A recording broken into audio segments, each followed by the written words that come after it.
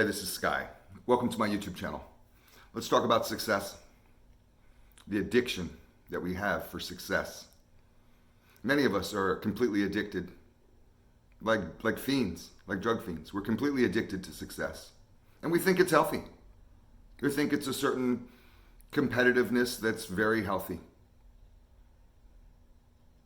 Success in my family, I should say on one side of my family, my mother's side, is important. It's valued, it's rewarded. Success is rewarded with love. People who are successful on my mother's side of the family are loved. People who are not successful are looked down upon, are looked at as being like there's something wrong with them. They are pitied. It's so shameful. I'm just so sorry for them, as if they live terrible, horrible lives and they're terrible, horrible people. So there's always been this immense pressure in my mind that I have to be successful. If I want to have anything to do with that side of the family, if I want them to like me, interact with me, accept my phone calls, allow me to come over their houses for dinner, if I want to be able to be a part of that family, I better fucking be successful. I better figure this out somehow. It's caused me so much anxiety, especially when I was younger. I never had a plan. I didn't start this motorcycle shop until I was about, what was it? It was year 2001. I was about 30 years old. I mean, that's kind of late to start a career. Before that, the only thing I was good at was being a criminal, and robbery and beating people up, and that kind of stuff.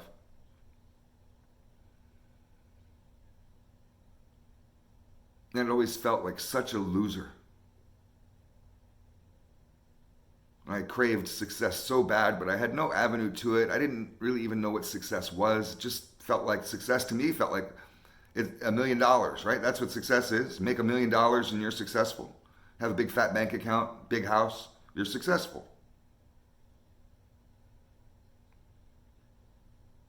I mean, that's the American dream, right?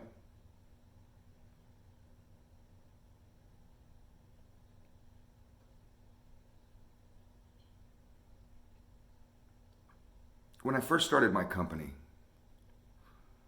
I started it from nothing. Literally from nothing. I bought a toolbox from Pep Boys, a little $30 toolbox. And I was living in a house in a neighborhood called the Jungle, near downtown Los Angeles, a very famous and fucked up ghetto gang and junction area. They got like 4 gangs, 5 gangs in that area, all warring with each other.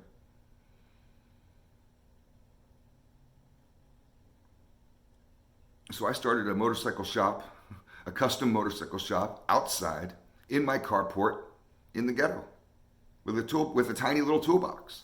I didn't have any Snap-on shit. I got a big giant red toolbox now. I didn't have anything like that when I started. I had little to no experience. And I clawed my way up, which is a whole separate story, to being fairly successful, having worldwide attention, being in lots of magazines. Back when the magazine industry ruled the motorcycle scene. I mean, if you got an Easy Rider or Iron Horse or any one of those magazines, your website was going to blow up. I think it was Road Bike Magazine. Our website went from 100 views a month to 1,000 an hour, just the day that the magazine dropped.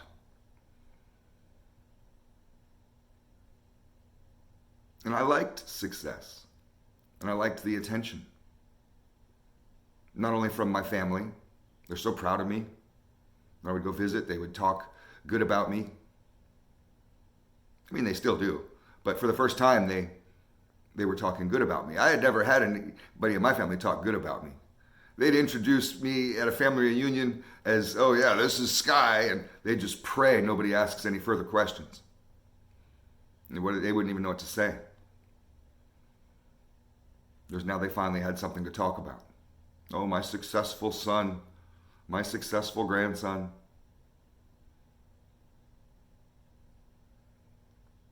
I was getting so much attention, even here in Florida, where I could go out to any restaurant in Central Florida.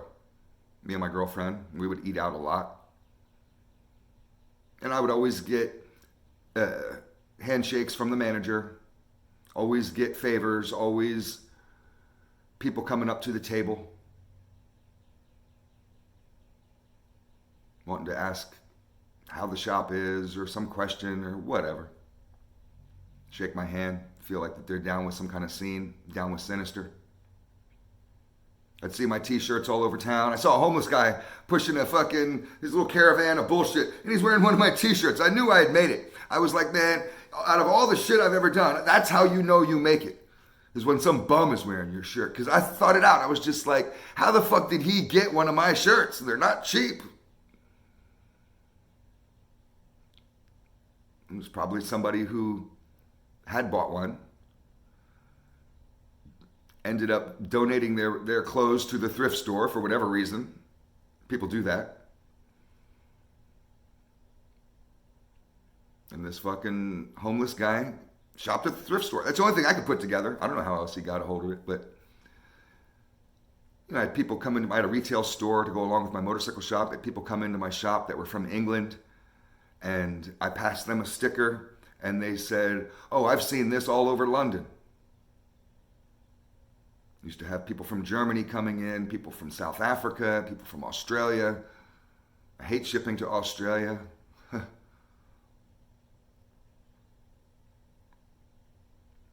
And this really inflated my ego. Made me really changed who I was. And I became addicted to success. It's this syndrome that I've read about. It's called the striver's curse. That you have this curse that you just have to continue. You have to keep striving. You have to keep being successful. You become addicted to success. So when I was getting, in 2005, 2006, I was averaging, I guess, 2 or 4 major national magazine articles written about my shop, feature articles written about my shop. So a couple a year was a normal thing for me. And then 2007 hit, and the economy started to tank. It was right before Obama got elected.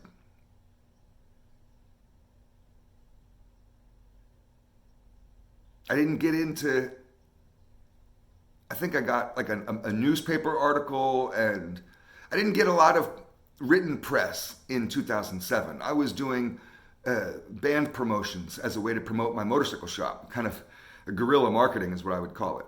I would promote music concerts all over Central Florida and put my motorcycles out front, have motorcycles on stage if I could get one up there, have the bands pass out t-shirts and stickers for me, and we would throw a concert, 3 or 4 bands, and that would be your evening out, and it would all pay for itself, and we never really made much money at it. Many times we broke even, but it was really just to get the word out on Sinister.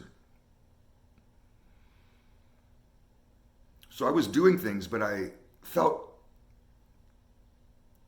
remember feeling really upset that I didn't get the attention from the magazines that year, because I had started to expect a certain level of success. I became addicted to a certain level of attention, and when I didn't get it, it was like a blow. I instantly felt like a loser. Now, in some ways, maybe it was a good feeling, because it helped me strive forward even harder. I just pushed harder.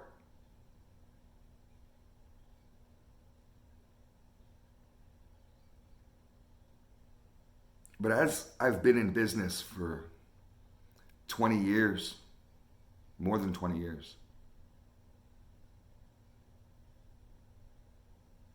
I've fully recognized this feeling that I'm chasing with success.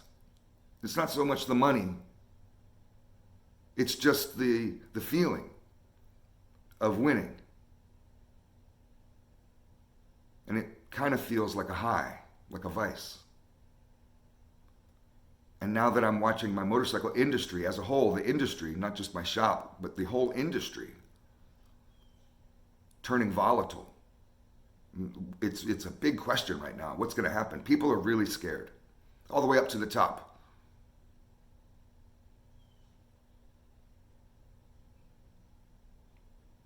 I've had to start thinking about other career options. Give up this title of this Mr. Sinister, Sinister Cycles, Sinister City Motorcycles, this sinister brand that I've built.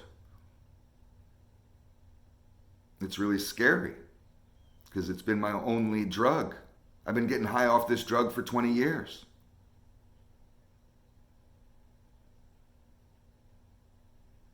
This really hit me a couple years ago. I started to recognize just with the numbers, because I study the numbers. I do market research like a motherfucker. And I went to college for business, so I study this shit. I started to recognize trends going downward. And a lot of chatter in the industry about this dilemma that we're in, this downturn, generational decline in the motorcycle industry. And I started to panic. This is what took me off the streets. This has been my only form of success. The only reason why my family even talks to me. Feels like the only reason why I have friends. The only reason why I'm not in prison. Sitting next to Butch doing 107 and 80X. That's where I feel like I should be if it wasn't for Sinister. What's going to fucking happen to Sky when the motorcycle industry goes under? Will I just go right back to who I was? Can I somehow maintain this positive path that I was on? Or was it all just about being successful, making money, having an ego, getting recognized? Was that all it is? So about 5 years ago, I jumped on this mind, body, and soul path hardcore. I realized that's the focus of my life. This is all that matters right now. I still have my shop. I'm writing books. I'm doing coaching. I got multiple businesses, but this is all that fucking matters, is mind, body, and soul. And for the reason of not just being selfish. I'm not just trying to save myself from drowning. Trying to be strong enough to help others. That's the new path.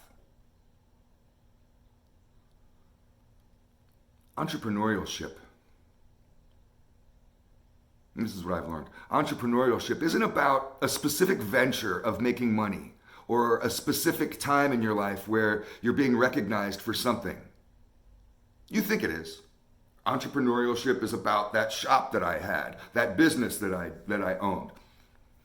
It's not. Entrepreneur, it's a hard word to say. Entrepreneurship, being an entrepreneur, is about the story of you, your overall life. And that's about learning, about growing, about moving forward, and about helping others. Lifting yourself up, getting over that wall, but not just running off once you've gotten over the wall and running off saying, I did it. You stay up on top of that wall and you help every motherfucker over. Come on.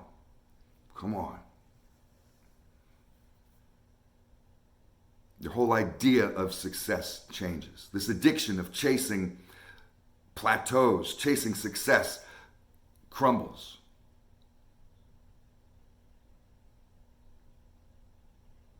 I don't know if anybody's vibing on this. Thanks for watching.